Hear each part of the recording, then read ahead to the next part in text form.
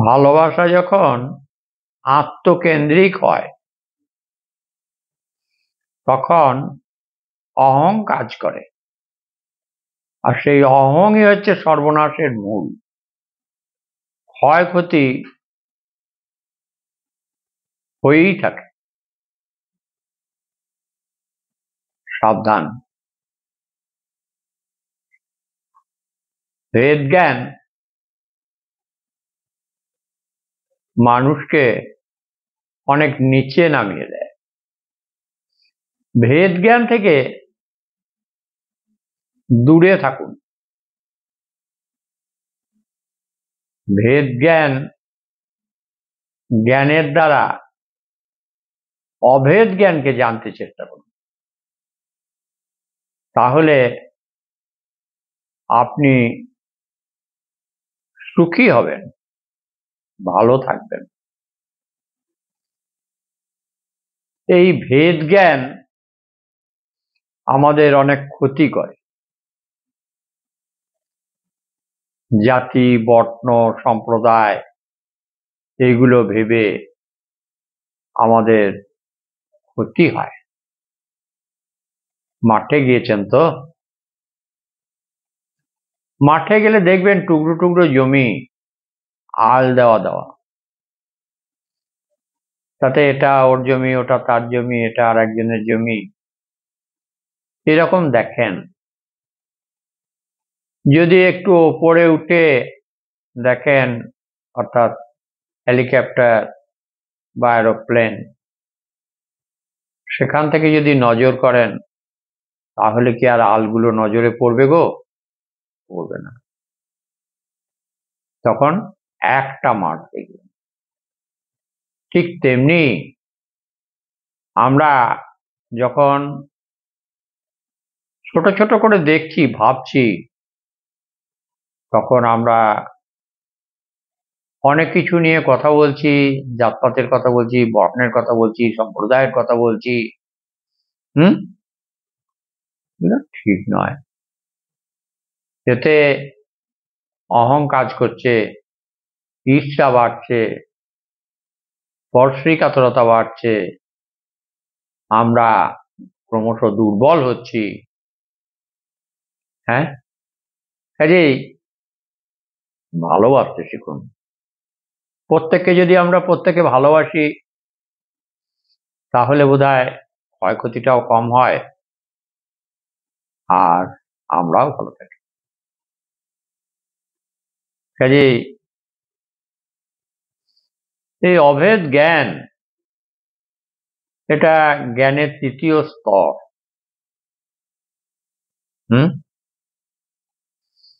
তো এটা যদি আপনারা গুণীজন যদি একটু চিন্তা ভাবনা করেন, তাহলে দেখবেন আমরা মানুষের মানব ধর্ম, সেই মানব ধর্মটা কি, এটা নিয়ে একটু যদি চিন্তা ভাবনা করেন, মানুষের ধর্ম হলো মানুষ হয়ে মানুষকে ভালোবাসা। মানুষ তো মানুষেরই স্বজাতি, তাই স্বজাতির প্রতি এরকম চিন্তা ভাবনা না করাই ভালো, তাই না? তাহলে আমরা সবাই ভালো থাকতে পারবো। একটু ভেবে দেখুন, ভুল বলছি না তো? আশা করি না। এরপরেও আরো কিছু বলার ইচ্ছা হচ্ছে। সেটা কি না, আমরা আমাদের অহংকে দূর করতে পারছি না। কেন? না, ওই যে আমাদের কিছু আছে, আর সেইগুলো নিয়ে আমাদের বড়াই, আমার এই আছে, আমার ওই আছে, আমার তাই আছে। আসলে আমাদের কারো কিছুই নাই। এটা আমরা বুঝতে পারি না। যা আছে তা তার আছে, সেই ঈশ্বর তার। আমাদের আবার কি আছে গো? আমাদের কিছু নাই।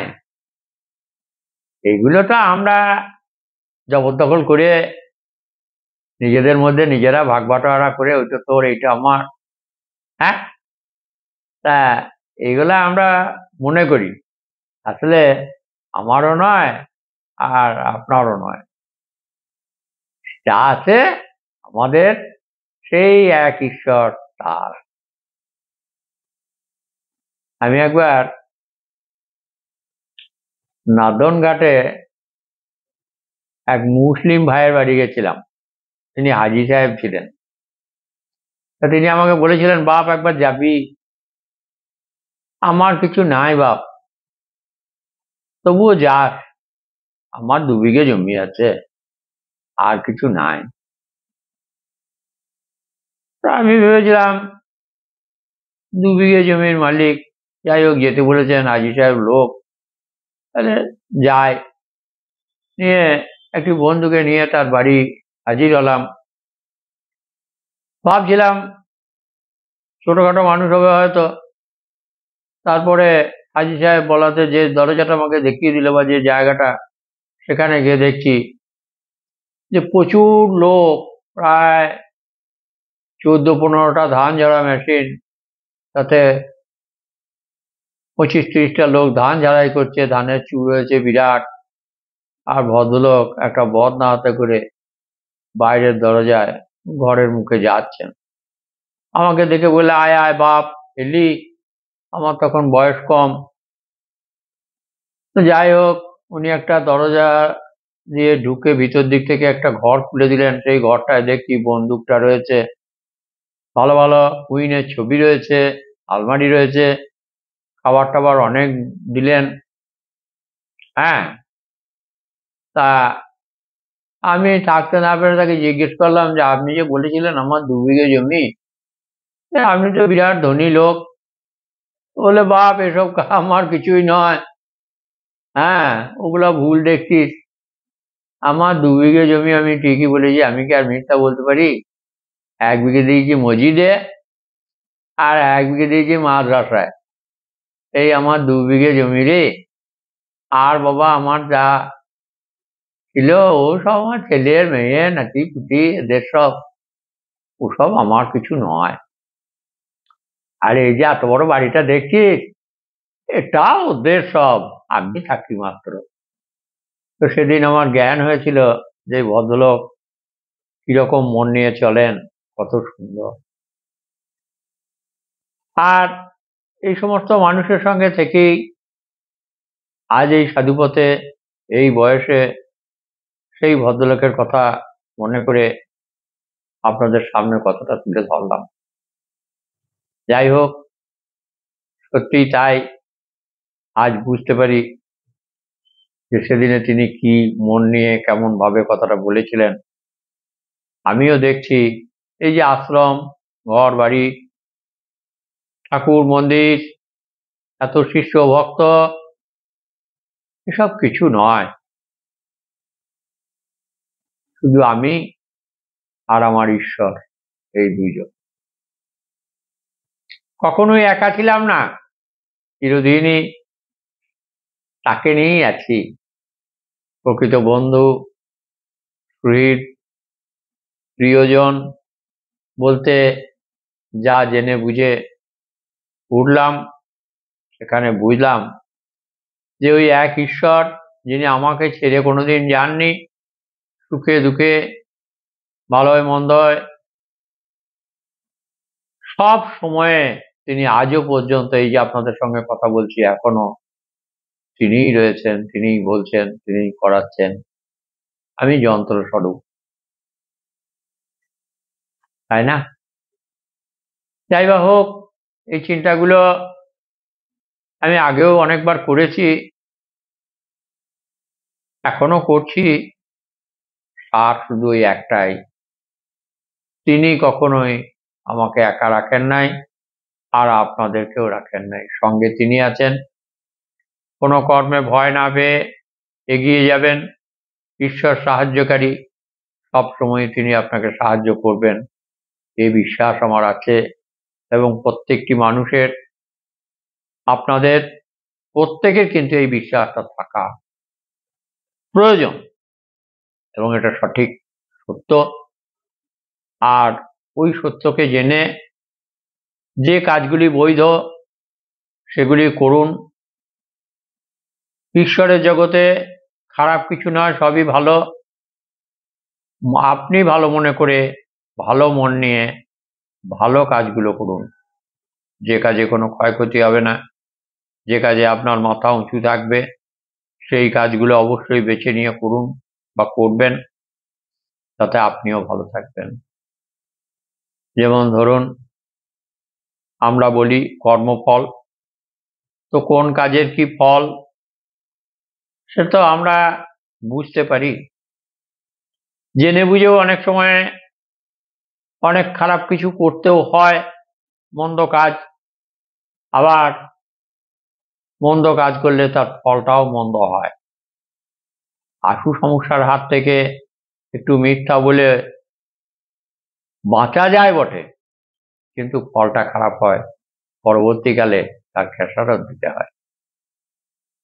ঠিক তেমনি ভালো কাজ, আপনি যদি দান করেন তাহলে সেটা নিশ্চয়ই ভালো কাজ। সে কাজে ক্ষয়ক্ষতি হবে না, বরং আপনি প্রশংসার পাত্র হবেন। কারো কোনো উপকার করলেন, তাতে আপনার ক্ষয়ক্ষতির ভাবনা নেই। আবার উপকারের বিনিময়ে যেন কিছু আশা করেন না, তাহলে আবার ভুল হবে। ভালোবাসুন, উপকার করুন, ভালো কাজ করুন, কিন্তু কিছু আশা করবেন না। আশা করলে ভুল হবে। আমরা কারো কোনো উপকার করে, কাউকে কোনো সাহায্য করে পরবর্তীতে আমরা কিছু আশা করে বসি। এই আশাটা আমাদের কিন্তু ভুল। আশায় নিরাশা হতে হয় অনেক সময়, আর যদি আশা মেটেও তাতেও কিন্তু কোনো ক্ষতি হয়, এটা সত্য। কাজেই যে যে জায়গায় রয়েছেন তিনি সেই জায়গায় থেকে নিজের কর্তব্য কর্ম যেগুলো করলে নিজের মাথা উঁচু থাকবে, সমাজে সুপ্রতিষ্ঠিত হতে পারবেন, সেই কাজগুলি অবশ্যই করবেন। সঙ্গে ঈশ্বর আছেন, তিনি সাহায্যকারী, সব সময় তিনি সাহায্য করছেন, করবেন। যে যা করে ঈশ্বর সেই কাজে তাকে সাহায্য করেন। যারা খারাপ কাজ করে, নোংরা কাজ করে, সেখানেও ঈশ্বর তাদের সাহায্য করেন। আবার যারা ভালো কাজ করে তাদেরকেও ঈশ্বর সাহায্য করেন। তবে ভালো কাজ করতে হলে একটু ধৈর্য, সহ্য, ত্যাগ, তিতিক্ষা এগুলো কিন্তু অবশ্যই সঙ্গে রাখবেন, কারণ এগুলো আপনাকে ধরে রাখে। ধর্ম একেই বলে, যে ধরে রাখে সেটাই ধর্ম। তাহলে ধরে কে রাখে? না কর্ম, ত্যাগ, তিতিক্ষা, ধৈর্য, সহ্য, ক্ষমা, এরা। তাহলে আমাদের সবসময় কিন্তু মনে রাখতে হবে যে আমাদের শক্তি তিনি দিয়েছেন, তারই শক্তিতেই আমরা শক্তিমান। আমরা অংশ, তিনি অস্তিত্ব। আবার এই অংশ আবার অনেক সময় অস্তিত্ব হয়ে দাঁড়ায়। অংশ কখন অস্তিত্ব হয় না? অংশ অস্তিত্ব হয়, দেখবেন আমরা এই শক্তিকে বিষয় এবং বস্তুর উপরে যদি আলোকপাত করেন, তাহলে সেটাকে যত ক্ষুদ্রাংশেই ভাঙুন না কেন, তার মধ্যে কিন্তু ওই শক্তি থাকবেই, একটা পজিটিভ, একটা নেগেটিভ, আর একটা নিউট্রাল। হ্যাঁ, কাজেই আমরা 3 গুণের মানুষ, সত, রজ, তম, এই 3টে গুণ নিয়ে আমরা চলি। তার উপরেও একটা গুণ আছে, সেটাকে বলা হয় নির্গুণ। তো কর্ম সম্পাদনের জন্য আমাদেরকে 3টে গুণের মধ্যেই কর্ম সম্পাদন করতে হয়, তখন একটু নিচে নেমে আসতে হয়। আবার উপরে উঠে যাবেন, পরমাত্মাকে সঙ্গে নেবেন, তার সঙ্গে সংযোগ স্থাপন করবেন, সেগুলো জপ এবং ধ্যানের মধ্যে হবে। তাই ধ্যান জপের মধ্যে দিয়ে যখন থাকবেন, তখন আপনি ব্রহ্মের সঙ্গে একাত্ম থাকবেন, পরমাত্মার সঙ্গে একাত্ম থাকবেন। তখন আপনি নিজে প্রচুর আনন্দ পাবেন। আবার সেই আনন্দের পর যখন আপনি আবার ফিরে আসবেন, তখন কর্মযজ্ঞে যে যজ্ঞ সম্পাদন করবেন, তখন কিন্তু আপনাকে ওই 3টে গুণের মধ্যে যে কোনো একটা গুণকে বেছে নিতে হবে, এবং সেই গুণের মধ্যে দিয়ে আপনি কর্ম সম্পাদন করলেন, আবার সঙ্গে সঙ্গে উঠে যান ওপরে। হ্যাঁ, তাই না? তাহলে দেখুন, এই যে 17তম 3টে গুণ রয়েছে, এই 3টে গুণ শুধুমাত্র কর্ম সম্পাদনের জন্য। আর নির্গুণ ব্রহ্মের কি কাজ? না, ব্রহ্মের সঙ্গে একাত্ম হয়ে থাকা। তাহলে সেটা কখন? সেটা তো সবসময় পারবেন না, আর সম্ভবও নয়। সবাই সংসারী মানুষ, সংসারে আছেন, আত্মীয় স্বজন আছে, ছেলে মেয়ে আছে, কাজে ওই 1-8 ঘন্টা যে ঠাকুরের কাছে বসলেন ধূপ দীপ নিয়ে আসন পেতে, তখন একটু ভালো মনে একবার ঈশ্বরকে স্মরণ করুন, তাকে জানুন, তাকে বুঝুন, আর সেখান থেকে নিজেকে জানতে চেষ্টা করুন। নিজেকে জানতে যখন পারবেন, তখন আপনি গোটা বিশ্ব ব্রহ্মাণ্ডটাকে জানতে পারবেন, এতে কোনো সন্দেহ নেই। নিজেকে জানা মানে ব্রহ্মাণ্ডটাকে জানা, সৃষ্টি জগৎটাকে জানতে পারবেন, তিনি কি, কোথায়, কেমন, সবটা জানতে পারবেন। শুধু নিজেকে জানার চেষ্টায় থাকুন, নিজেকে ভালো রাখুন, নিজে পরিষ্কার পরিচ্ছন্ন থাকুন, স্বচ্ছ থাকুন, ভালো মন তৈরি করুন, এক মনে এক ধ্যানে ঈশ্বরকে ডাকুন, তিনি আপনাকে অবশ্যই সাহায্য করবেন। আপনি ভালো থাকবেন, আর আপনার ঈশ্বরও ভালো থাকবে, তাই না? তাহলে আজকে এই কথাগুলো কেন বলছি? এরকম কথা টুকরো টুকরো ভাবে অনেকবার বলেছি, কিন্তু আজকে বলছি এই জন্যে যে আমরা ক্রমশ মৃত্যুর দিকে এগিয়ে যাচ্ছি। আমারও বয়স বাড়ছে, আর কটা দিনই বা বলবো, হ্যাঁ? তাই একটু বলছি, আপনারা শ্রবণ করুন। যদি কারো কোনো কাজে লাগে, বা একটা কথাও যদি মনে রাখেন, সেটাকে যদি কাজে লাগাতে পারেন, তাহলে আমার ভালো লাগবে, আমি একটু গর্ববোধ করব, আর আমার এই পরিশ্রমটা সার্থক, এটাও আশা করতে পারবো যে না, আপনারা শুনছেন। আমি তাহলে সেদিনের কথাটা ভুল বলিনি, ঠিকই বলেছিলাম। এইভাবে আজকে 2-3 বছর ধরে তো বলছি, আপনারা সবাই শুনছেন, আরো কটা দিন শুনতে পাবেন আশা করছি। শুনুন। আর হ্যাঁ, প্রতি রবিবার সকালবেলা, অর্থাৎ 5:30 থেকে 6টা, এই টাইমটায় একটা ভিডিও করা হয়, বা আমি মুখে বলি, আপনারা যেন ওটা অবশ্যই দেখবেন। সেখানে কিছু গোপন কথা বলা হয়, কিছু আধ্যাত্মিকতার জগতের নতুন নতুন দিক আপনাদের সামনে তুলে ধরা হয়। আপনারা সেগুলো একটি ইউটিউব চ্যানেলের সঙ্গে যোগাযোগ করে আপনারা দেখতে চেষ্টা করবেন, ভালো লাগবে। নমস্কার।